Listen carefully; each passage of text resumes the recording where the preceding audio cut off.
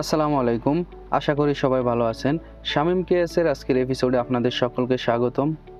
আজকের ভিডিওতে আপনাদেরকে দেখাবো সৌদি আরবের নতুন খাবারের হোটেলের ভিতরের পরিবেশ, খাবারের কোয়ালিটি, বিভিন্ন আইটেমের খাবার এবং কাস্টমার অর্ডার দেওয়ার পরে খাবারগুলো কীভাবে মেক করে কাস্টমারকে সার্ভ করা হয়, সব কিছুই আজকের ভিডিওতে থাকবে।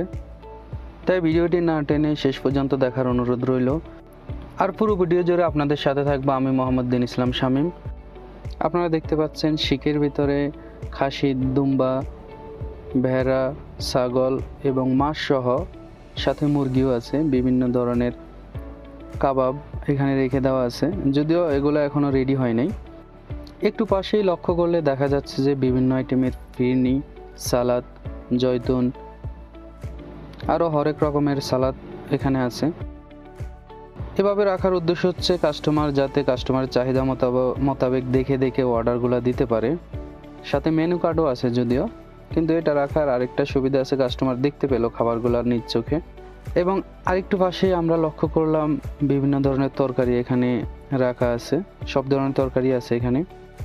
এগুলো সবই সৌদি খাবার, খুবই হেলদি এবং সুস্বাদু খাবারগুলা, কিন্তু সকল বাঙালিরা এই খাবারগুলো খেতে পারে না, কারণ বাঙালিদের খাবারের রুচির কোয়ালিটি সম্পূর্ণ আলাদা হয়ে থাকে, যার কারণে বাঙালিরা এই সমস্ত খাবার সবাই খেতে পারে না। সম্মানিত দর্শকবৃন্দ, আজকের ভিডিওটি স্পন্সর করেছেন ইজাজ রফিক, অনার অফ কাবলি বুখারি রেস্টুরেন্ট। এই রেস্টুরেন্টের উনিই মালিক, উনি একজন পাকিস্তানি বংশোদ্ভূত নাগরিক। এখন আমরা কিছু কাস্টমার সাক্ষাৎকার নেব, তাদের কাছ থেকে জানার চেষ্টা করব রেস্টুরেন্টের ডেকোরেটর এবং রেস্টুরেন্টের খাবার কোয়ালিটি সম্পর্কে। আসসালামু আলাইকুম, क्या हाल है? كويس? هذا مطعم كيف؟ تمام كويس. كويس؟ مية مية. هذا أكل؟ تمام كويس. أيوة شكرا. সম্মানিত দর্শকবৃন্দ, ভিডিওর মাঝপথে এসে আপনাদের কাছে একটাই রিকোয়েস্ট থাকবে, আমার ইউটিউব চ্যানেলটি অবশ্যই সাবস্ক্রাইব করে পাশে থাকা বেল বাটনটি বাজিয়ে দেবেন।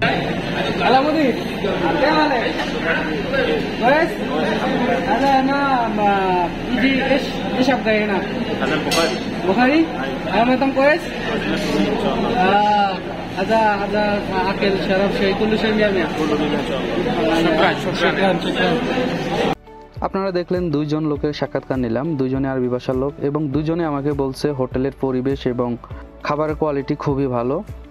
তো আপনারা যারা বাঙালি আছেন আলবাসের শহরে, আপনারা চাইলে যারা এই খাবারগুলো খেয়ে অভ্যস্ত, তারা চাইলে এখানে এসে খেতে পারেন।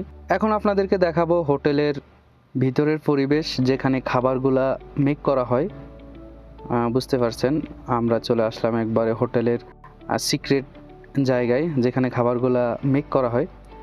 এখানে মুরগি ফ্রাই করা হচ্ছে এবং পাশেই অস্থির একটা জিনিস দেখলাম, যেটা হচ্ছে যে কাবাবগুলা কয়লায় মেক করা হচ্ছে। দেখতে পাচ্ছেন আপনারা, খুবই অসাধারণ দৃশ্যটা। কাবাবগুলো দেখে আপনাদের কেমন ফিল হচ্ছে আমি জানি না, কিন্তু আমার জিভে পানি চলে আসছে। এবং আলফাহাম রেডি করার জন্য এখানে মাংসটাকে ম্যারিনেট করা আছে।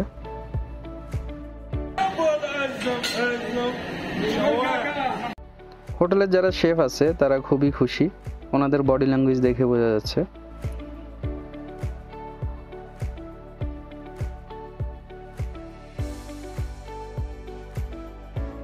এখন আপনাদেরকে একটি লোভনীয় দৃশ্য দেখাবো। 2 আইটেমের চাউল এবং 2টা পোড়া মুরগি, সাথে সালাদ, আলু সহ বিভিন্ন উপকরণ দিয়ে ওনারা একটি খাবার রেডি করছেন, যে খাবারটার নাম হচ্ছে আলফাহাম। সৌদি আরবের বিখ্যাত একটি খাবারের মধ্যে এটি একটি অন্যতম খাবার। দেখেই লোভ লেগে গেল অলরেডি আমার। আপনাদের কেমন ফিল হচ্ছে আমি জানি না। বলে রাখি, সাথে কিন্তু নান রুটি, তুন্দুন রুটিও পাওয়া যায় এখানে, আপনারা চাইলে সেটাও খেতে পারবেন। পুরো রেস্টুরেন্ট ভিজিট শেষে আমার সাথে থাকা আলী ভাইকে জিজ্ঞাসা করলাম কেমন লাগছে। উনি বলল যে খাবারের কোয়ালিটি এবং হোটেলের পরিবেশ খুবই ভালো। এবং আমার সাথে থাকা মাসুম ভাই, ওনারও অনেক ভালো লেগেছে। মাসুম ভাই মূলত সৌদি খাবার খেয়ে তেমন অভ্যস্ত না, উনি একজন বাঙালি হিসাবে যেহেতু বলছে যে খাবারের কোয়ালিটি এবং হোটেলের পরিবেশ অনেক ভালো, তাহলে আপনারা যারা আলবাসার সিটিতে বাঙালি আছেন তারা এসে ট্রাই করতে পারেন।